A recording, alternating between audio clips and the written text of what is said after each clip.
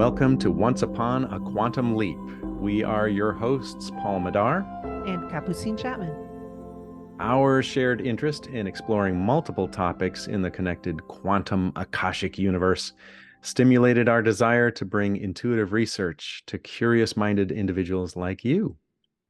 Our primary focus will be on introducing the different types of reports and establishing what the reports are and their benefit to growth and development, human evolution, and so on. Because the number of reports and the topics they cover is so vast, we chose to lay out season 1 and the ensuing episodes as introduction and foundation setting. The intuitive research, or reports, as we call them, are the direct perception of the impressions of individuals' consciousness within the quantum information field. The intuitive research comes from well-established, well-trained sources. And since we ourselves are always trying to learn, our understanding of the quantum Akashic universe will unfold and evolve throughout every episode.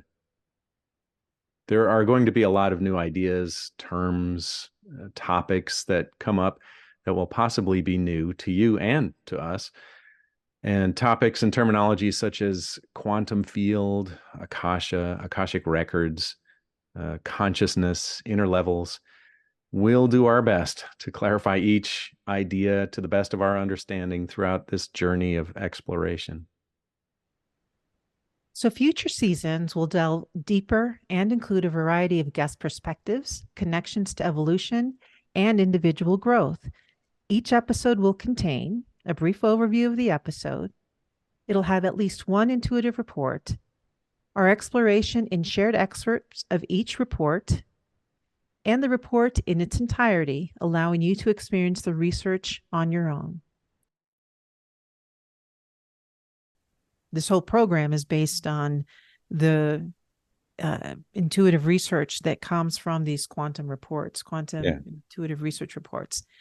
And those reports aren't possible unless we've got individuals who say, what the heck are those intuitive reports? Where do they come from? What are they going to say about me? And so years and years of reports have been done, and this research could not be made available to all of us to examine and question and wonder and ponder about if it wouldn't be for individuals who were curious-minded and willing to go into that level of consciousness.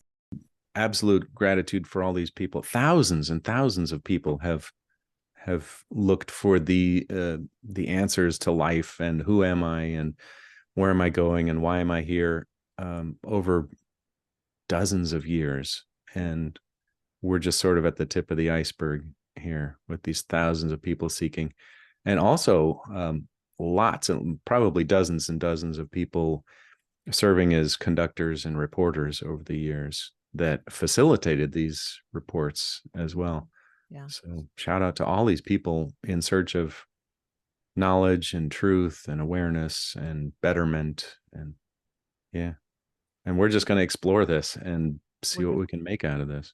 And we're part of that group as well. I mean, that's why we're also interested in this, but we are also interested in facilitating information and hopefully further dialogue with as many other people about what this type of information can do to support, elevate the evolution of human existence. So I'm excited to hear more about it. What is quantum field, Paul? What are we going to, what are we embarking upon? Yeah. What are we? Yeah. Where are we going with this? Let's break it down of what an intuitive report is. What's quantum research? How did it come about? Yeah.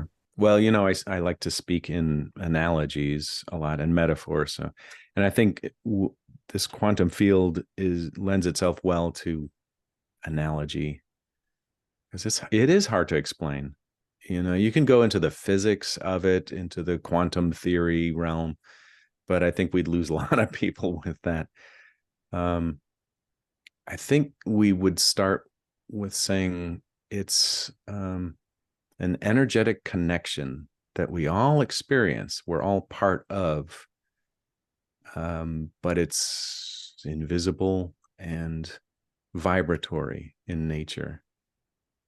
It's like radio waves. Right now, there are radio waves bouncing around all over the place. You could tune into a radio station anytime you want. There's TV waves bouncing around all the time.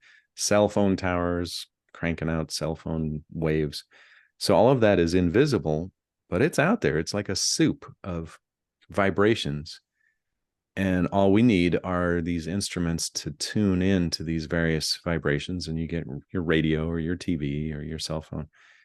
And these quantum reports are tuning into a very particular frequency of Akashic.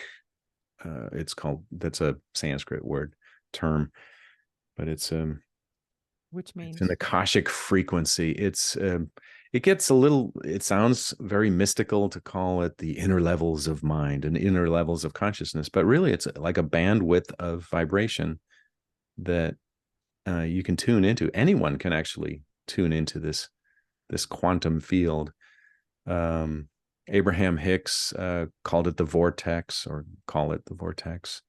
It goes by a lot of different names. The dream time, the Aborigines call it. It's this connectedness that we're all part of and swimming around in this vibratory soup that we call life. And accessing it is possible for all. However, fine-tuning one's ability to access it is unique, I think, to this type of intuitive reports, right? Mm-hmm. Yeah, these intuitive reports come from people that based their research off of Edgar Cayce's reports in large part, and the technique and the style and the method of those reports that he gave years and years ago. And there's a training program that people go through, like a pretty darn extensive training program for both the conductors and for the reporters to be able to give these reports. We used to say that anybody can give these reports, but I don't think so. I think certain people are really sort of designed for it. They go into these inner levels of consciousness easily. They can put their ego aside more readily and not get involved in the report as it's coming through. It's a lengthy process, and there's a lot of training that goes into it. Well, so you said something about some individuals can some have a lot easier access of taking to the training and delivering a report or accessing this information and then delivering this information outwardly. Yeah.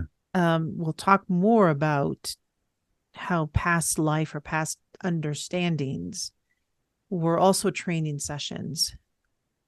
Different lifetimes that were also part of the training session that have in this lifetime helped them attune to that level of frequency and that level of training at a more rapid level. Yep. But we'll talk a little bit more about that. But that's also another thing that I wanted to say, that as I do find that these particular type of reports are they're distinct. They're really well done.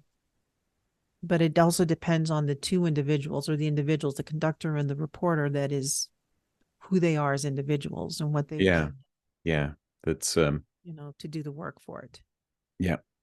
It does come through the reporter, so it really does borrow their consciousness to facilitate the report.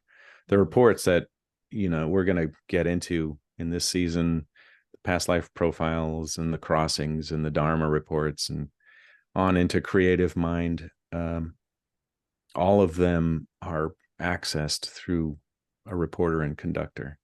Just wanted to put that out there for people. Right. And that this first season, we're going to do a series of all of those episodes that you just mentioned. Yeah.